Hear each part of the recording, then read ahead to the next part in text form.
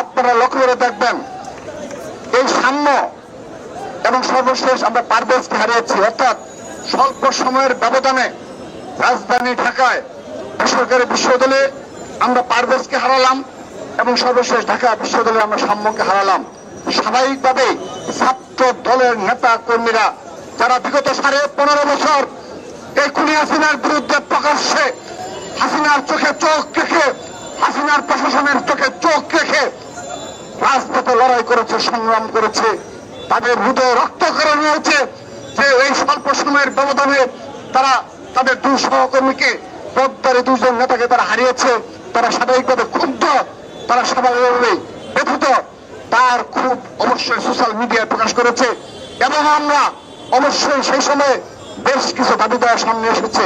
এটি স্বাভাবিক, কারণ ছাত্রদল বাংলাদেশের সবচেয়ে বৃহৎ ছাত্র সংগঠন। স্বাভাবিকভাবেই একজন সহকর্মীকে যখন এইভাবে হত্যাকাণ্ডের শিকার হতে হয় তাদের মনোনীত কষ্ট হয়। এখন তো খুনি হাসিনা নেই, এখন কেন এই ধরনের হত্যাকাণ্ডের শিকার হবে ছাত্রদলের নেতা কর্মীরা?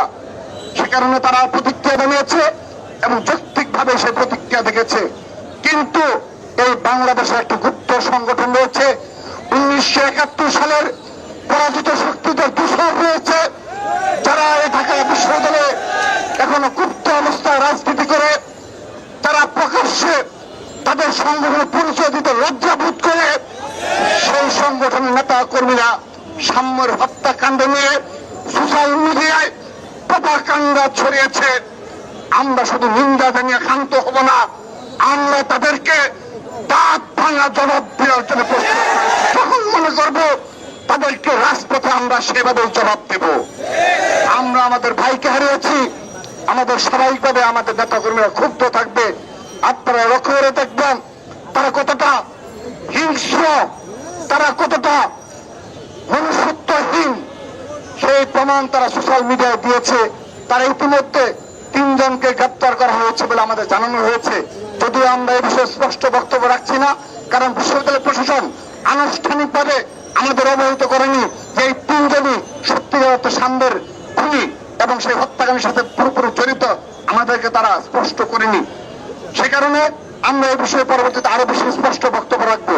কিন্তু আপনারা লক্ষ্য করে দেখবেন এই গুপ্ত সংগঠনের নেতাকর্মীরা যারা ঢাকা বিশ্ববিদ্যালয়ের স্টুডেন্ট না, তারা কেউ টেকনাফ, তেতুলিয়া কিংবা বাংলাদেশের বিভিন্ন প্রান্তে অবস্থান করছে, যাদের ছাত্রদের সম্পর্কে কোনো ধারণা নেই, যারা 15.5 বছরে একদিন রাজপথের নামার কোনো রেকর্ড নেই, তারা সোশ্যাল মিডিয়ায় প্রপাগান্ডা ছড়ায়। সম্রাট নামে যে একজনকে গ্রেপ্তার করা হয়েছে, সে নাকি শ্রমিক দলের সাংগঠনিক সম্পাদক। সেজন্য প্রিয় ভাইয়েরা, আজকে এখানে আমরা উপস্থিত করেছি সেই সম্রাটকে, যিনি এই মাদারীপুরের ডাসার উপজেলার যে শ্রমিক দলের সাংগঠনিক সম্পাদক, যাকে পরিচয় দেওয়া হয়েছে এই শিবিরের নেতা কর্মীরা, যারা 71 সালে পরাজিত শক্তি, তাদের নেতা কর্মীরা যারা সম্রাট সাংগঠনিক সম্পাদক। হ্যাঁ, এই সম্রাট সাংগঠনিক সম্পাদক সেই সম্রাটকে আমরা আপনাদের সামনে উপস্থিত করেছি। এই সেই সম্রাট যার সোশ্যাল মিডিয়াতে আপনারা দেখবেন শত শত কর্মসূচির, তারা খুনি হাসিনার বিরুদ্ধে লড়াই সংগ্রামের যার অনেকগুলো ফুটেজ রয়েছে, সেই সম্রাট সাংগঠনিক সম্পাদক। একই এলাকায় বাড়ি হওয়ার কারণে তারা কতটা দুষ্ট প্রকৃতির ছাত্র সংগঠন হলে তারা এই খুঁজে বের করে সেই সম্রাটকে ওই সম্রাট বলে চালিয়ে দেওয়ার মানসিকতা রাখে। তারা নিজেদের ইসলামিক ছাত্র সংগঠন মনে করে। আমি বিশ্বাস করি তারা একটা মুনাফাকের সংগঠন। তার প্রমাণ আবারও সাম্য হত্যার মাধ্যমে এবং সম্রাটকে এবং আবারও তারা এই সম্রাটকে ওই সম্রাটকে একই ভাবে মিলিয়ে প্রমাণ করছে তারা মুনাফিকের দল।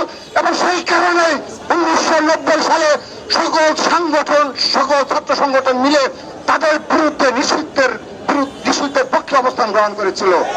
তাদের চরিত্রের কারণে, তাদের ওই মুনাফিক এবং দ্বিচারিতার কারণে 1990 সালে সকল ছাত্র সংগঠন এক এবং ঐক্যবদ্ধভাবে তাদের নিষিদ্ধের পক্ষে অবস্থান গ্রহণ করেছিল।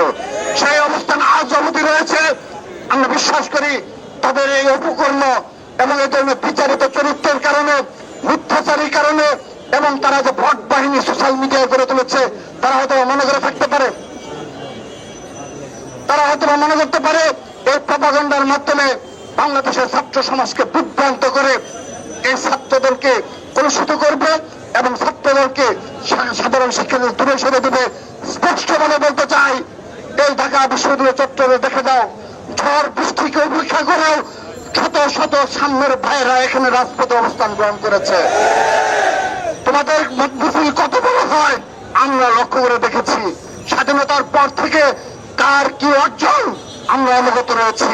ছাত্র সমাজের পক্ষে, সাধারণ শিক্ষার্থীদের পক্ষে এই ছাত্র দল ব্যতীত আর কোন ছাত্র সংগঠন উল্লেখযোগ্য কোন অর্জন নেই।